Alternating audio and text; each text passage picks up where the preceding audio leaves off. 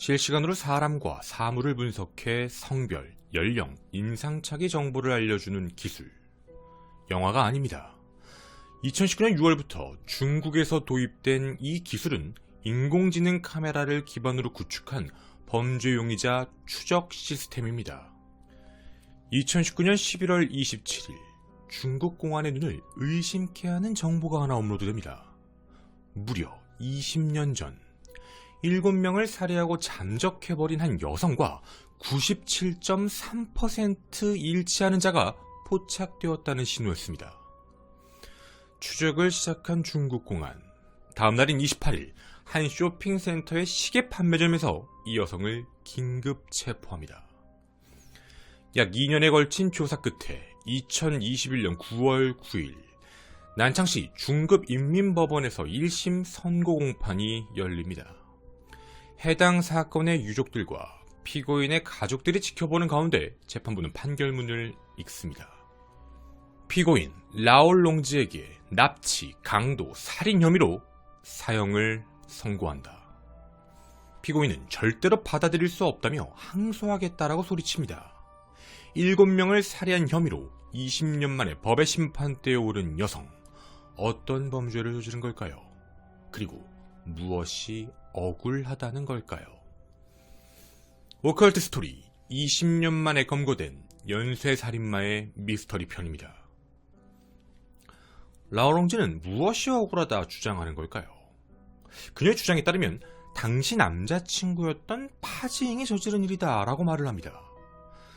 이 주장이 사실이라면 20년 전 중국엔 커플 연쇄살인마가 있었던 겁니다.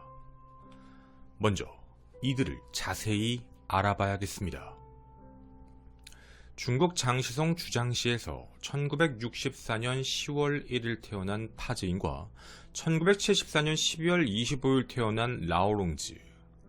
10살 차이인 두 사람은 전혀 다른 유년기를 보냈습니다. 수레꾼인 아버지와 몸이 불편한 어머니 사이에서 4남 3녀 중 막내인 파지잉. 공중 화장실 옆에 살며 겨울마다 폐 목재를 주어 간신히 살아갈 정도로 가난한 집에서 성장합니다. 파지잉은 공부에 소질이 없어 일찍이 학업을 그만두고 15세에 절도죄를 처음 저질러 3년을 복역한 뒤 출소 후 절도죄와 상해죄로 범죄가 진화해 징역 8년형을 또다시 선고받았습니다. 마음을 잡고 살아보려고 했던 걸까요? 출소 이후 한 여성과 결혼해 아이까지 낳았지만 그 생활은 그리 오래가지 않았습니다. 반면 라올롱지는 석유회사에서 근무하던 아버지와 어머니 밑에서 부족함 없는 유년기를 보냈습니다. 머리가 총명하고 예쁜 얼굴로 주변에 인기도 많았으며 우수한 성적으로 사범대에 진학해 한 초등학교 국어교사로 일을 하고 있었죠. 이토록 전혀 다른 삶을 살아온 두 사람. 이들의 만남은 드라마 같았다고 주변에서 말을 합니다. 1993년 라오롱즈가 교사로 재직 당시 교감 선생님 아들의 결혼식에 참석을 하게 되는데요. 그곳에서 이들의 만남이 시작됩니다. 바르게만 자라온 라올롱즈는 자신과 정반대의 삶을 살아온 파지잉에게 끌리기 시작한 것이죠. 사실 생각해보면 참 이상했습니다. 라올롱즈는 당시 월급 300유안, 한화 56,000원 정도를 벌고 있었는데 파지잉은 가진 것도 없음에도 7,000위안, 한화 132만원에 대형 오토바이를 타고 다니는 상황이었죠. 근데 이걸 라올롱즈는 전혀 다르게 받아들입니다. 전과자에 이혼도 하고 아이도 있는 파지잉. 근데 이걸 오히려 더욱 멋지다라고 판단하며 사랑에 깊게 빠지게 되죠. 결국 부모님의 반대에도 불구하고 교사직을 내려놓고 사랑의 도피를 시작합니다. 라올롱즈가 모아놓은 6,000위안 약 113만원을 가지고 상하이에서 장사를 시작했지만 하는 족족 모두 망해버리게 됩니다. 이들이 멈출 수 있는 기회는 많았습니다. 하지만 드라마처럼 시작한 이들의 사랑은 전혀 다른 장르의 드라마, 즉 다른 행동의 시발점이 됩니다. 이들의 계획은 이러했습니다. 라올롱즈가 남성들을 호텔로 유인해 데리고 가면 파지잉이 남편이라면서 찾아와 돈을 뜯어내자는 것. 그리고 이 범죄는 점차 진화해 4건의 납치, 강도, 살인사건을 저지르고 무려 7명을 연쇄살인하게 된 겁니다. 첫 번째 살인사건, 슝치 일가 살해사건. 1996년 5월 중국 난시성 난창시를 향한 두 사람. 라오롱즈는 계획대로 한 나이트클럽의 접대부로 일을 시작합니다. 어느 날 에어컨 판매회사 사장이자 호텔도 운영한다는 슝치라는 손님을 만나며 범행을 개시합니다. 5월 28일 오전 슝치에게 에어컨 설치를 도와달라며 전화를 한 라오롱즈. 슝치가 집으로 들어선 그 순간 베란다에 숨어있던 파지잉은 칼을 들고 위협해 밧줄과 허리띠로 몸을 결박한 후 금품을 빼앗습니다. 헌데 자신들이 생각한 것보다 돈이 적은 게 문제였지요. 끝난 게 아니었습니다. 집 주소를 대라며 협박하기 시작합니다. 슝치는 집에 있는 아내와 3살 배기의 딸의 안위가 걱정되어 이를 거절하게 되자 파지잉은 철사와 밧줄을 이용해 목을 졸라 살해합니다. 잘 생각해보면 이상합니다. 추가 범행을 저지르기 위해선 피해자가 살아있어야만 집을 알고 이 모든 경우가 가능한 일인데 아무렇지 않게 살해를 하고 심지어 시신을 훼손해 4개의 자루에 나누어 담는 만행까지 저지르게 되죠. 이유가 있었습니다. 안 알려주면 알아내면 된다. 슝치의 주머니에서 발견된 신분증과 열쇠였죠. 그렇게 이 살인마들은 슝치의 집을 직접 향하게 됩니다. 물론 그냥 가지 않았습니다. 훼손한 슝치의 시신 일부를 함께 들고 향했지요. 집 안으로 침입해 약 2,500만원 상당의 현금과 금품을 훔친 이들. 발각에 대한 두려움 때문이었을까요? 아니면 애초부터 계획했던 걸까요? 슝치의 아내와 딸을 목 졸라 살해한 뒤 현장을 떠납니다. 이렇게 일가족이 살해당했습니다. 29일 중국 공안은 사건을 접수하고 수사에 들어가 문제의 나이트클럽까지 포위망을 좁히게 됩니다. 그리고 접대부 한 명이 갑자기 나오지 않는다는 사실을 알게 되죠. 이름은 진가라는 여성이었습니다. 라오롱즈가 아니었죠. 확인해본 결과 라오롱즈가 진가라는 여성의 신분증을 이용해 일을 해왔던 것입니다. 끈질긴 수사 끝에 중국 공안은 파지잉과 라오롱즈가 이 사건의 범인일 가능성이 높다 판단하고 1996년 8월 18일 두 사람의 사진과 함께 지명수배령을 내리게 됩니다. 두 번째 살인사건, 량샤오춘, 류샤오칭 살해사건. 가족과의 통화에서 지명수배 사실을 알게 된 이들은 1997년 10월 초 윈저우로 도피를 떠나게 됩니다. 잠적을 위해서였을까요? 아니었습니다. 더 치밀하고 완벽한 범행을 계획 실행하기 위해서였죠. 이들이 함께 있을 경우 신분이 드러날 수 있으므로 2개의 게스트하우스를 따로 얻어 생활하며 라오롱즈는 또다시 가명을 이용해 한 노래방의 접대부로 일을 시작하고 다음 타겟을 노리고 있었습니다. 그리고 타겟이 설정되었지요. 이번엔 손님이 아니었습니다. 같은 곳에서 일을 하던 접대부 여성 22세 량샤오춘이었죠. 비싼 명품 시계를 차고 있다며 파지잉에게 알렸고 이들은 범행을 실행합니다. 1997년 10월 10일 파지잉과 라오롱즈는 칼을 들고 미행을 통해 알게 된 량샤오춘의 집에 들어가게 됩니다. 밧줄과 전선으로 결박한 후 위협을 하자 량샤오춘은 자신의 모든 돈이 계좌에 있다며 통장과 휴대전화를 건넵니다. 목적은 달성했습니다. 하지만 파지잉은 전혀 예상치도 못한 말을 건넵니다. 너보다 돈 많은 사람을 불러주면 넌 살려줄게. 얼른 손님이든 그 누구든 돈 많은 사람 좀 집으로 불러봐. 죽을 수도 있다는 두려움에 량샤오춘은 동료였던 29세 여성 류샤오칭을 집으로 부르게 됩니다. 류샤오칭에게도 하나 471만원 정도 들어있는 통장을 빼앗은 이들. 라오롱즈는 피해자들의 통장을 가지고 은행으로 향했고 파지잉은 피해자들을 감시하며 인출 소식만 기다리고 있었습니다.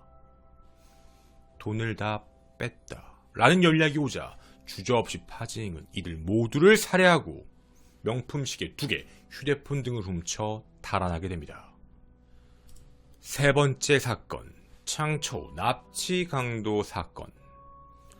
2건의 범행, 5명의 피해자.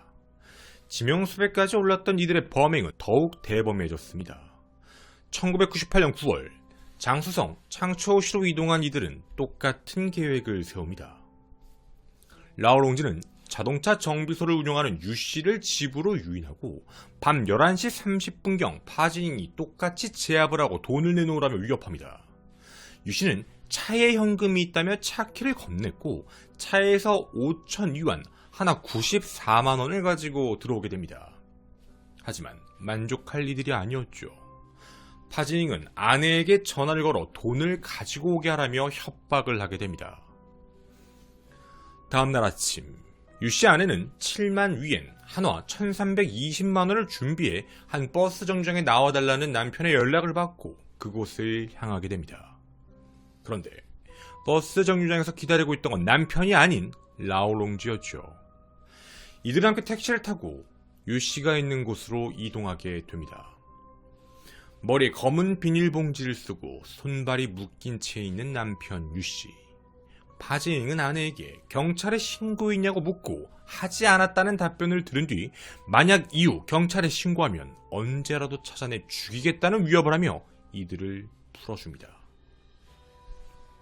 이들은 이 연쇄살인극의 유일한 생존자였습니다.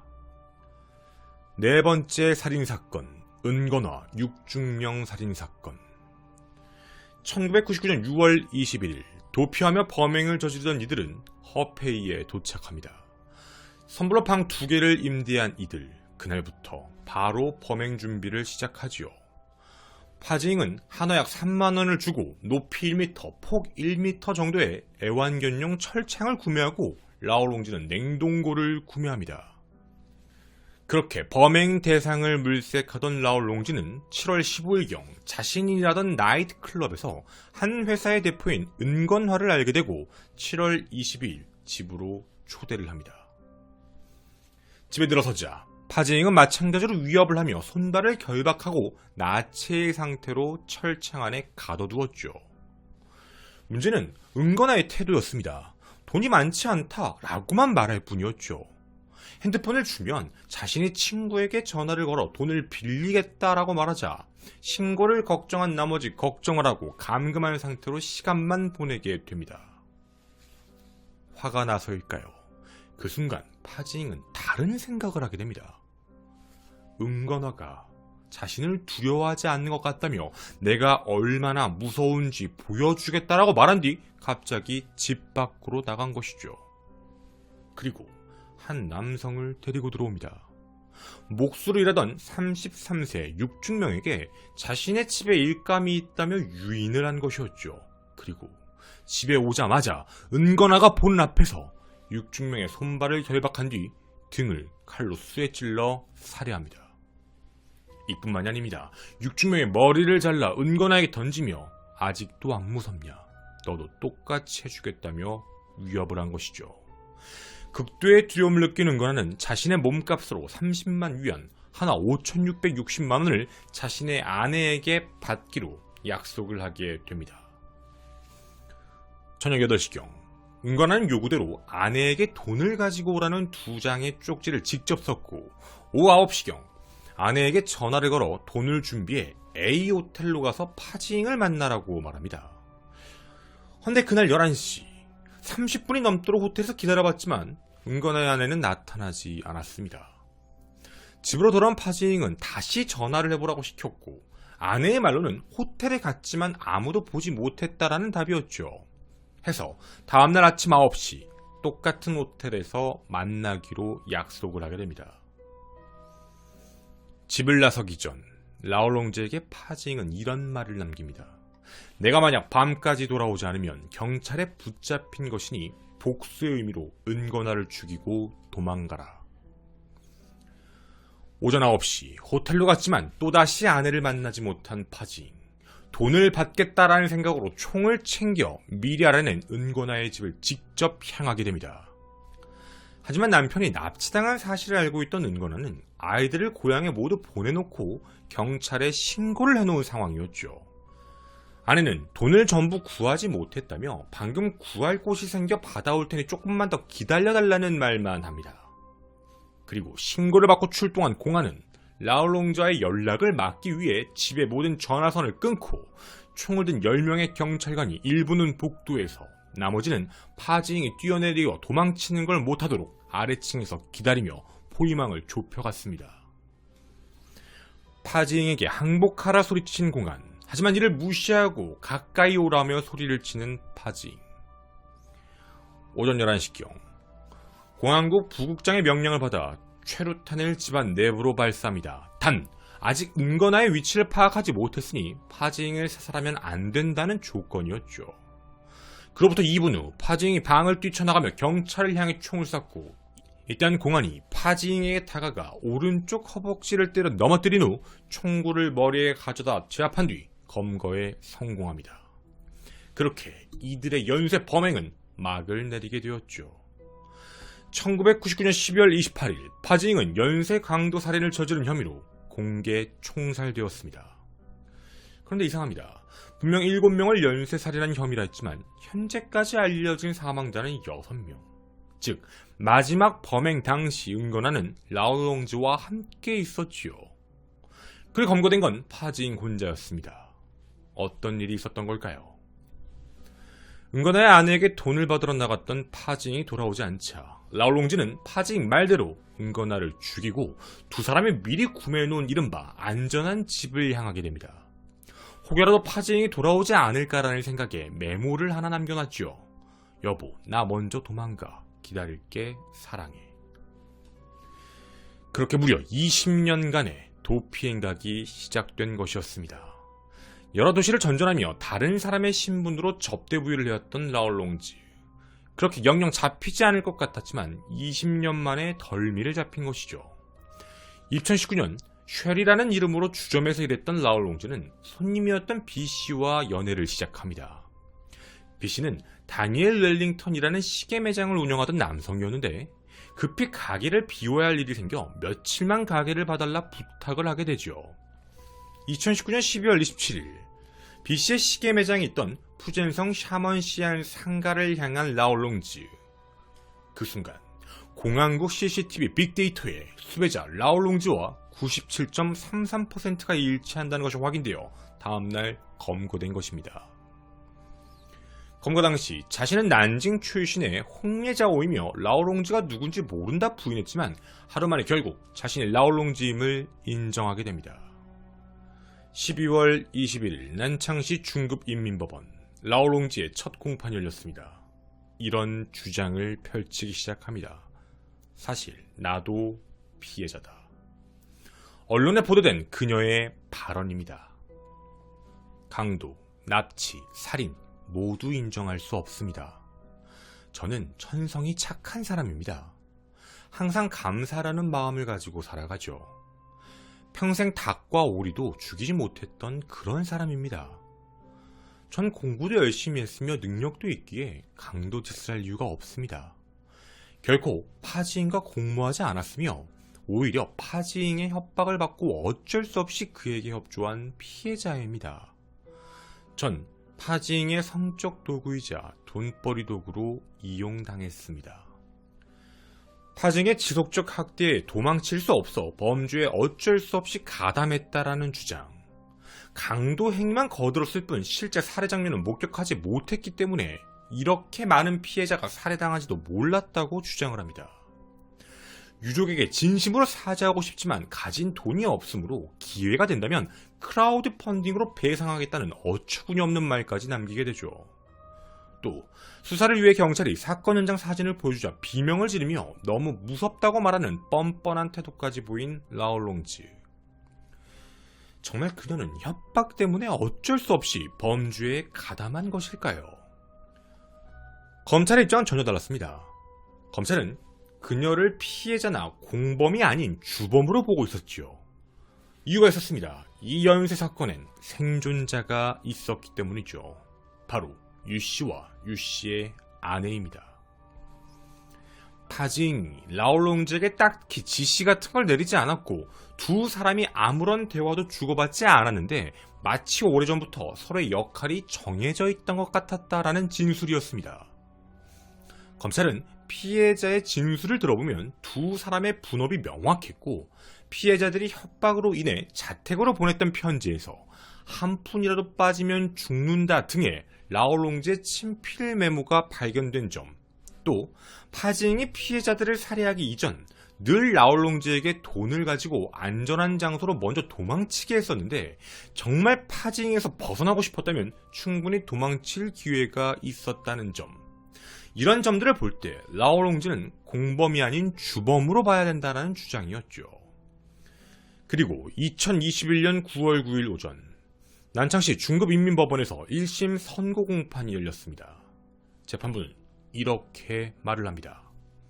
피고인 라올롱즈는 고의살인, 납치, 강도죄 등의 죄를 저질렀으므로 사형, 정치권 종신 박탈, 전재산 몰수에 처한다.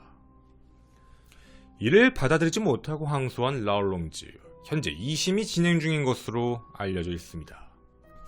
인공지능 추적 시스템 때문에 20년 만에 붙잡힌 강도 연쇄살인마 라올롱즈, 과연 그녀는 1심 판결 그대로 사형이 확정될까요? 저는 오컬트 스토리의 김원이었습니다. 감사합니다. 일단 뒷이야기, 요즘에는 사실 뒷이야기라고 하긴 그렇고 플러스 알파에 대한 내용인데요. 본 영상에서 전달을 하면 흐름이나 내용 이해에 조금 불편함이 있을 것 같아서 넣는 부분입니다. 일단 라올롱즈에 대한 주장을 살펴보면 자기가 죽이지 않았다라는 내용이잖아요. 근데 여기서 가장 핵심이 되는 부분은 마지막 그 은건화와 관련되어 있는 논쟁이에요. 그러니까 라올롱즈의 입장은 이미 은건화를 죽이고 파징이 나갔다라는 주장이 되는 거고, 검찰이 바라봤을 때 그게 아니다, 진짜 파징이 말대로 네가 나중에 죽이고 도망간 거다라고 보고 있는 거죠. 그리고 위에서 그렇게 얘기를 했죠. 파쟁이 붙잡히고서 그렇게 뭐 자기가 돌아오지 않으면 죽이고 도망쳐라고 했으니. 근데 이 부분에 대해서는 근거가 있어요. 그러니까 이런 주장을 하는 이유. 실제로 과거에 파쟁이 재판을 받을 당시에 은건화를 자신이 죽였다라고도 말을 했었어요. 그래서 이런 내용이 있다 보니 라올롱즈가 계속 이런 주장을 하고 있는 것 같거든요. 근데 좀 검찰이 이런 내용을 알고 있음에도 불구하고 은건화를 라올롱즈가 죽인 게 맞다라고 하는 이유가 있는데, 파징 때문이에요. 사실은 파징의 최종 진술은 은건화를 자기가 죽이고 나갔다가 맞는데, 잘 생각해보세요. 파징은 검거 직후 어떤 일이 있었는지 모르죠. 은건화를 죽였는지 안 죽였는지를 알 수가 없는 상황이에요. 그래서 파징이 수사 초기에 이런 진술을 했었어요. 내가 은건화의 집으로 돈을 받으러 가기 전에 라올롱즈한테 신신당부했다. 12시까지 오지 않으면 내가 잡힌 거니까 복수를 위해서 철사를 뭐 벤치로 비틀어 죽여버려라, 뭐 이렇게 얘기를 했다고 얘기를 하거든요. 그러니까 이런 진술을 했다는 걸 보고 진술이 번복된 건 나중에 이제 사망했다는 걸 알아서 자신이 모든 걸 덮어쓰려고 했다는 거겠죠. 그리고 또 파쟁이 처음 자기 변호사 만났을 때 그 변호사한테 사람이 몇 명이나 죽었냐고 물어봤대요. 그러니까 몇 명인지가 모르는 게 아니라 자기가 죽인 사람을 명확히 기억하는데 은건화 한 명이 낀 것 같아요. 그래서 변호사도 당시에 은건화를 네가 죽인 게 맞느냐라고 했을 때도 파쟁이 그때는 말하고 싶지 않다라는 대답을 했다는 거죠. 그러니까 진술이 번복되는 부분을 봤을 때 몇 명이 했다는 걸 알았다는 걸 보면 모든 걸 자기가 더 뒤집어 쓰려고 했던, 이미 자기는 사형이 맞을 것 같으니까. 그리고 이걸 토대로 현재 라올롱즈는 자기가 죽인 게 아니다라고 계속해서 가고 있는 거죠. 근데 뭐 상황으로 봤을 때는 쉽지 않을 것 같다라는 생각입니다. 그리고 또 두 번째 이야기로는 위에서 나온 내용이에요. 아마 여러분 깜짝 놀라셨을 거예요. 무슨 마치 뭐 어벤져스나 뭐 아니면 이런 뭐 최첨단 과학 영화, 뭐 이런 공상과학 영화에서 나올 것 같은 건데, 그게 이름이 그러니까 텐은 아니고 텐왕이라고 하는데, 이게 뭐냐면 중국 공안이 2천만 대 정도 되는 그 인공지능 감시 카메라를 통해서 관리하는 추적 시스템이에요. 그러니까 이 뜻 자체가 하늘의 그물이라는 뜻이라고 하더라고요. 이게 어느 정도냐면 CCTV에 찍힌 사람들 있죠. 그게 성별부터 연령대부터 복장 이런 모든 것들을 식별을 한다고 해요. 그리고 자동차가 찍히면 차량 종류, 번호 이런 것도 한 번에 확보되고 그냥 쫙 깔려 있는 거죠. 그래서 이거 어떻게 가능할까라고 이제 생각해서 검색을 따로 해보니까 이 CCTV 자체에 GPS랑 안면 인식 장치가 기본적으로 탑재되어 있고 그리고 거기에다가 그 범죄자들, 그 범죄 용의자 데이터베이스 시스템이 있을 거 아니에요. 그걸 다 연동시켜 버린 거예요. 그래서 이거를 중국 정부의 말로는 이제 국민을 보호한다는 명분하에 2015년부터 시행 중이라고 해요. 그래서 사실 이 내용을 그냥 들어보시면 범죄자를 잡았으니까 이것도 되게 좋으니까 우리나라도 도입했으면 좋겠다라는 이제 생각을 하시는 분들도 있을 거고, 이건 진짜 말 그대로 정부인을 감시하는 거다, 통제하는 거다라고 생각이 드시는 분들도 있을 것 같아요. 그래서 뭐 우리나라는 하는 게 아니니까 중국 내에서는 어떤 반응이 있나 좀 궁금해서 찾아봤는데, 중국에서는 이렇게 얘기를 해요. 그 SNS상 네티즌들 보면은 뭐 자랑스러운 혁신적 기술이다, 중국이 먼저 시작한 거다, 다른 나라도 다 하게 될 거다, 뭐 이런 거. 근데 사실 중국은 SNS에다가 나쁜 글 쓰면 안 되잖아요. 뭐 그걸 반대하거나 비판하는 내용을 쓰면 안 되니까 뭐 좋은 글만 남아 있을 수도 있는 거고, 뭐 그걸 좋아하는 건지는 잘 모르겠어요. 근데 이제 일단 그 외에도 반대 입장은 진짜 많아요. 뭐 외부에서 바라보면 그럴 수밖에 없죠. 자유롭게 얘기할 수 있다면. 바로 그게 빅브라더 사회라는 건데, 빅브라더 자체의 사전적 의미는 보통 일반적 정보를 독점하면서 사회 자체를 감시 통제하는 권력을 얘기하거든요. 관리 권력.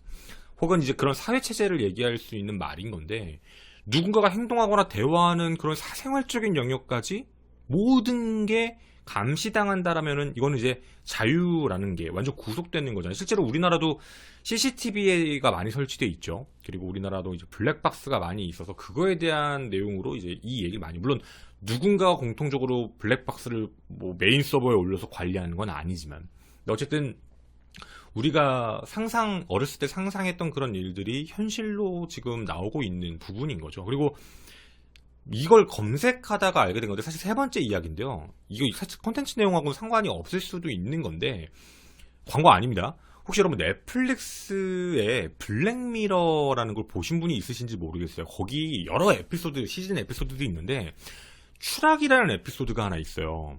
그게 어떤 거냐면 내용이 이런 거예요. 우리 요즘에 SNS 많이 하잖아요. 뭐 인스타그램도 있고 뭐 페이스북도 있고 막, 그래서 막 좋아요 누르고 막 이런 거 많이 하잖아요. 그러니까 약간 블랙미러라는 게 뭐 우리가 갖고 있는 과학기술이 첨단적으로 발전했을 때 미래에 이런 사회가 되지 않을까를 예측해보는 그런 이제 뭐라 그러지? 그런 영화? 드라마?